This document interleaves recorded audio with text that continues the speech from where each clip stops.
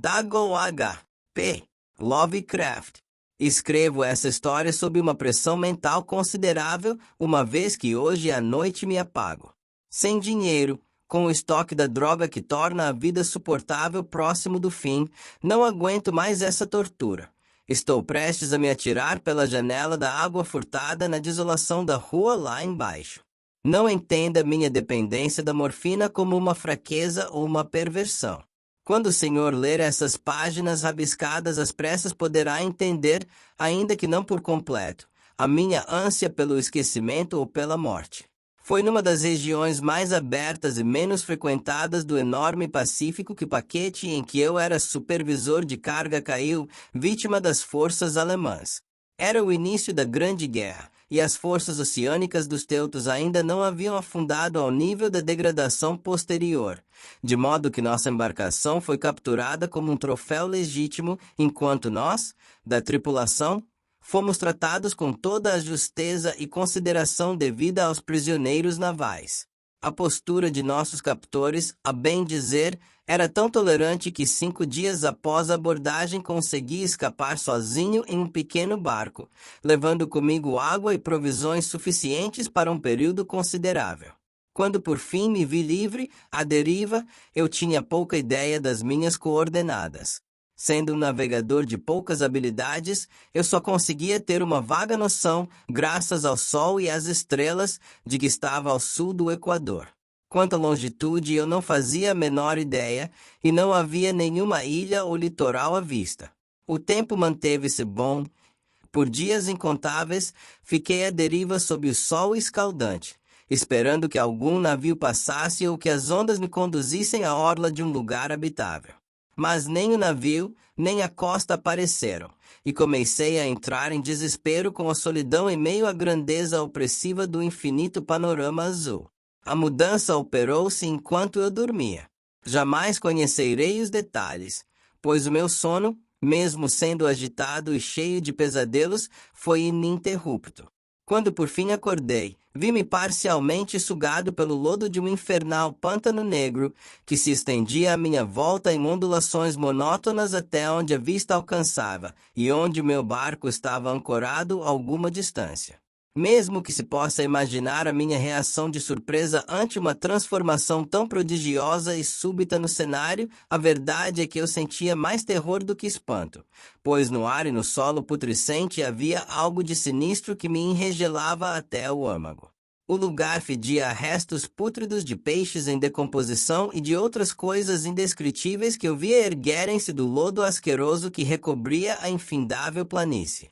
Talvez eu não devesse tentar pôr em meras palavras o horror indescritível que o silêncio absoluto e a imensidão estéril podem encerrar. Não se ouvia nada, não se via nada fora a vastíssima extensão de lodo negro, mas era a perfeição do silêncio e a constância do cenário que me oprimia com um terror nauseante.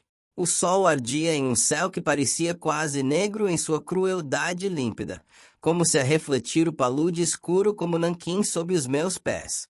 Enquanto eu retornava ao barco, percebi que só havia uma teoria para explicar a minha situação. Por obra de alguma erupção vulcânica sem precedentes, uma parte do solo marítimo fora arremessada em direção à superfície, expondo regiões que por incontáveis milhões de anos haviam repousado em silêncio nas insondáveis profundezas oceânicas. Tamanha era a extensão de terra assim surgida que eu não conseguia ouvir o rumor do mar, por mais que tentasse. Tampouco se viam aves marítimas a procurar comida entre as carcaças. Por longas horas fiquei pensando ou cogitando no barco, que estava de lado a fim de projetar alguma sombra enquanto o sol movia-se no firmamento. À medida que o dia avançava, o chão ficava menos pegajoso e dava a impressão de que em pouco tempo estaria seco o suficiente para uma caminhada. Dormi pouco à noite. No dia seguinte, preparei um suprimento de comida e água, antevendo uma jornada por terra em busca do mar desaparecido e de um possível resgate. Na terceira manhã o solo estava seco bastante para que eu pudesse caminhar sem dificuldade. O odor dos peixes era enlouquecedor, mas eu estava compenetrado em assuntos muito mais graves para incomodar-me com um mal tão insignificante, assim, lancei-me rumo ao desconhecido. Andei o dia inteiro em direção ao ocidente, guiado por um promontório que se erguia mais alto do que qualquer outra elevação naquele vasto deserto. Acampei naquela noite. No dia seguinte, prossegui em direção ao promontório, que, no entanto, parecia quase tão distante quanto no momento em que o vi pela primeira vez. Na quarta noite cheguei ao pé da elevação, muito mais alta do que parecerá ao longe. Um vale destacava seus contornos em meio ao panorama. Exausto demais para escalar, dormi à sombra do promontório. Não sei por que meus sonhos foram tão fantásticos naquela noite, mas antes que a formidável lua gibosa subisse às alturas celestes, acordei, suando frio, determinado a não mais dormir. Eu não seria capaz de aguentar mais uma vez aquelas visões. O luar mostrou-me quão tolo eu fora ao viajar durante o dia. Sem o brilho do sol escaldante, minha jornada teria consumido menos energia. Em verdade, naquele instante eu sentia-me apto a empreender a escalada que me vencera ao pôr do sol. De posse dos meus suprimentos, parti em direção ao pico daquela eminência. Disse eu que a monotonia constante da paisagem inspirava-me um horror vago, mas acredito que meu horror tenha sido ainda maior quando ganhei o cume do promontório e olhei para o outro lado, em direção a um enorme fosso ou cânion, cujos negros recessos a lua ainda não subiram bastante para iluminar. Senti-me nos limites do mundo, olhando para o caos insondável de uma noite eterna. Meu terror era atravessado por reminiscências do paraíso perdido e da terrível escalada de Satã pelos domínios da escuridão primordial. À medida que a lua subia, comecei a notar que os declives do vale não eram tão íngremes quanto eu imaginara a princípio. Saliências e escarpas na rocha proporcionavam uma descida relativamente fácil. Após algumas dezenas de metros, o declive tornava-se bastante gradual. Tomado por um impulso que não sou capaz de explicar, desci pelo caminho de pedra e postei-me no declive mais suave lá embaixo, olhando aquelas profundezas infernais onde luz alguma jamais havia penetrado. De repente minha atenção dirigiu-se a um enorme e singular objeto que se erguia a pique no declive do outro lado, a uns 100 metros de distância. Um objeto que resplandecia em brancura com os raios recém-chegados da lua ascendente. Logo me convenci de que era uma enorme rocha, mas por algum motivo eu tive a nítida impressão de que aquele contorno e aquela disposição não podiam ser obra da natureza. Um exame mais atento encheu-me de sensações inexplicáveis, pois, apesar da enorme magnitude e da proximidade ao abismo iante que repousava no fundo do mar desde que o mundo era jovem, percebi sem a menor dúvida que o estranho objeto era um monólito bem formado, cuja opulência conhecera o trabalho e talvez a adoração de criaturas vivas e pensantes. Confuso e assustado, mas sentindo o entusiasmo dos cientistas e arqueólogos, examinei meus arredores em maior detalhe. A lua, já próxima ao zênite, resplandeceu com um brilho estranho acima do sobranceiro promontório que circundava o abismo e revelou um enorme volume de água lá embaixo, que se estendia para os dois lados e quase batia-me nos pés enquanto eu permanecia no declive. No outro lado do pélago, pequenas ondas quebravam junto à base do monólito ciclópico, onde se viam inscrições e esculturas primitivas. A escrita usava um sistema de hieróglifos que eu ignorava, diferente de todos aqueles vistos nos livros, e consistia, na maior parte, de símbolos aquáticos estilizados, como peixes, enguias, polvos, crustáceos, moluscos, baleias e outros. Muitos hieróglifos representavam coisas marinhas desconhecidas ao mundo moderno, mas cujos corpos em decomposição eu avistara na planície que se erguera do mar. Era o estilo pictórico, no entanto, o que mais me hipnotizava. Claramente visível na água, graças às suas enormes proporções, havia um conjunto de baixos relevos cujos temas teriam despertado a inveja de um Doré. Acho que as figuras representadas eram homens, ou pelo menos um certo tipo de homem. No entanto, as criaturas apareciam divertindo-se como peixes na água de alguma gruta marinha ou rendendo homenagens em um templo monolítico que também parecia estar sob as ondas.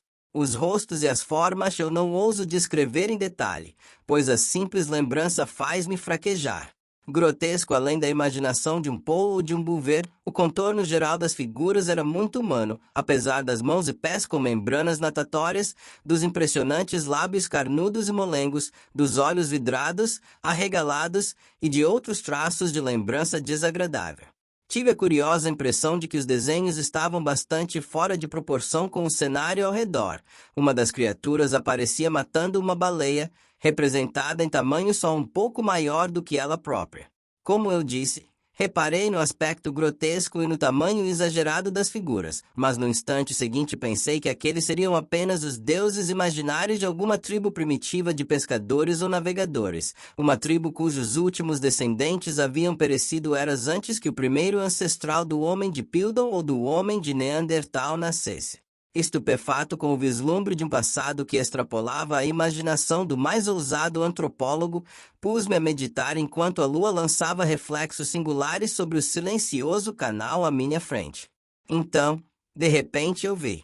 Com um leve rumor que marcou sua chegada à superfície, a coisa apareceu acima das águas escuras.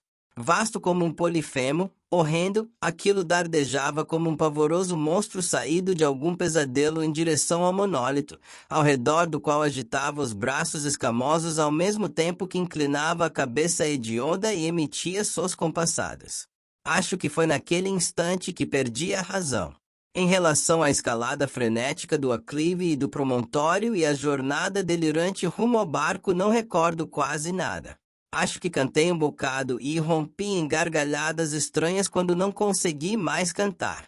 Tenho lembranças difusas de uma forte tempestade algum tempo depois de retornar ao barco. De qualquer modo, sei que ouvi trovoadas e outros sons que a natureza só emite em seus momentos de maior furor. Quando emergi das trevas eu estava num hospital em São Francisco. Quem me levou até lá foi o capitão do navio americano que resgatou meu barco, à deriva no oceano. Falei muito em meu delírio, mas descobri que haviam dado pouca atenção às minhas palavras. Meus benfeitores não sabiam nada a respeito de terras imersas no Pacífico, e não julguei apropriado insistir em algo que eu sabia ser inacreditável. Certa vez falei com um etnólogo famoso e divertiu com perguntas um tanto peculiares sobre a antiga lenda filistina de Dagon, o deus peixe. Mas logo, ao perceber que o estudioso era irremediavelmente ordinário, desisti das minhas perguntas. É à noite, em especial quando a lua está gibosa e minguante, que vejo a coisa. Tentei morfina, mas a droga mostrou-se um alívio apenas temporário e prendeu-me em suas garras como a um escravo desesperançado. Agora, tendo escrito um relato completo para a informação ou para o deleite zombeteiro de meus semelhantes, pretendo pôr um fim a tudo. Muitas vezes pergunto-me se tudo não seria a mais pura ilusão, um simples delírio enquanto eu jazia vociferando durante uma insolação no barco exposto aos elementos, logo após escapar da belonave alemã. Eis o que me pergunto, mas sempre tenho uma visão nítida do terror em resposta. Não consigo pensar nas profundezas oceânicas sem estremecer ao imaginar as coisas inomináveis que neste exato momento podem estar deslizando e arrastando-se pelo fundo viscoso, rendendo homenagens a antigos ídolos de pedra e esculpindo sua execranda imagem em obeliscos submarinos de granito úmido. Sonho com o dia em que possam erguer-se acima das ondas para arrastar ao fundo, em suas garras fétidas, os resquícios dessa humanidade pífia e devastada pela guerra, com o dia em que a terra há de afundar, e o fundo escuro do oceano erguer-se em meio ao pandemônio universal. O fim está próximo. Ouço um barulho na porta, como o de um enorme corpo escorregadio batendo contra a madeira. Jamais vão me encontrar. Meu Deus! Aquela mão. A janela. A janela.